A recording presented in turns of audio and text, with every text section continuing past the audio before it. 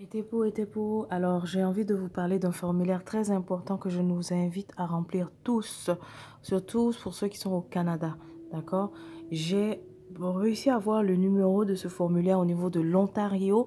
Alors, au lieu d'aller sur Santé Ontario, de taper formulaire et de faire la recherche, ça sera trop long.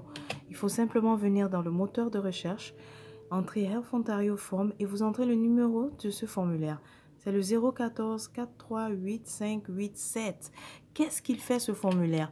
En fait, si vous le remplissez et vous le retournez au niveau de votre province ici, du ministère de la Santé de votre province, d'accord?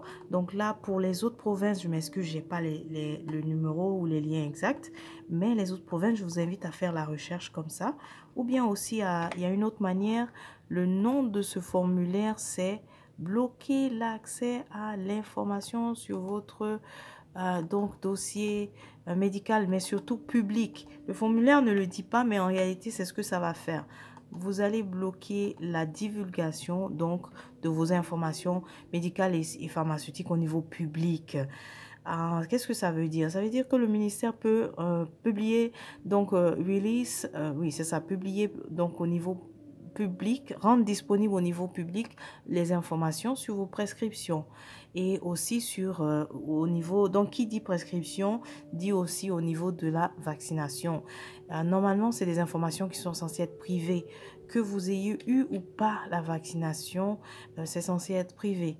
Donc, ce formulaire, en fait, va prévenir le ministère au niveau de votre province de le faire. Donc, de rendre public vos informations sur vos prescriptions et sur le statut vaccinal. C'est très important. Imaginez donc quelqu'un qui reçoit des antirétroviraux, ça c'est une information personnelle. Donc le public, il n'y a pas à divulguer donc publiquement que quelqu'un est séropositif par exemple, mais vous devez remplir ce formulaire pour vous prémunir de ça, d'accord? Donc voilà, j'ai montré la façon d'aller chercher. Ah, c'est bizarre. On voit pourquoi on voit la même chose. Ah, c'est parce que j'avais déjà fait la recherche ici.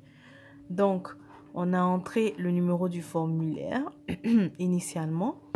Maintenant, lorsque vous avez fait vous faites go, vous allez vous retrouver le formulaire ici parce que là, c'est l'Ontario. Mais je veux vous informer que c'est disponible pour les autres provinces. D'accord? Faites bien la recherche, vous allez retrouver pour les autres provinces. Ministère de l'Ontario, bon, soins de longue durée. Ici, voilà. Ici, vous allez lire, c'est la première page. La deuxième page, je ne peux pas vous la montrer, elle contient mes informations personnelles. Mais ici, la première page vous informe que, effectivement, les informations ne seront plus disponibles à d'autres fournisseurs de soins de santé, par exemple.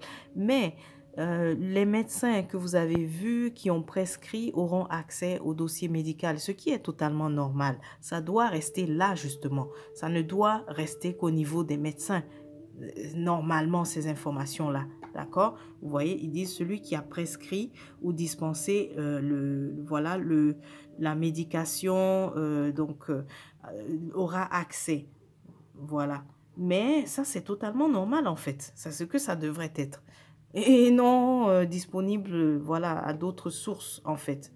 Donc, oui, ils disent aussi que si vous souhaitez changer, c'est possible de le faire en signant l'autre formulaire qui est Unblocking Access to your Drug and Pharmacy Service Information from the Ministry. Je m'excuse, je n'ai pas retrouvé aussi en français la version parce que vous savez, l'Ontario, bon, c'est certains formulaires seulement qui sont disponibles. La méthode d'aller sur le site directement et chercher les formulaires est trop longue. Voilà pourquoi je recommande de vraiment passer par le moteur de recherche directement. Si vous tapez ça, vous allez retrouver. Ou alors, comme j'ai fait au début, en mettant le numéro du formulaire, vous allez retrouver. Voilà. Évidemment, n'oubliez pas, on remplit, on signe et on envoie au ministère. À bientôt. Et aussi sur la page donc Telegram de Kuruma Lab, au fur et à mesure que je retrouverai les formulaires, je vais les mettre. Pour l'instant, je n'ai que le lien de l'Ontario.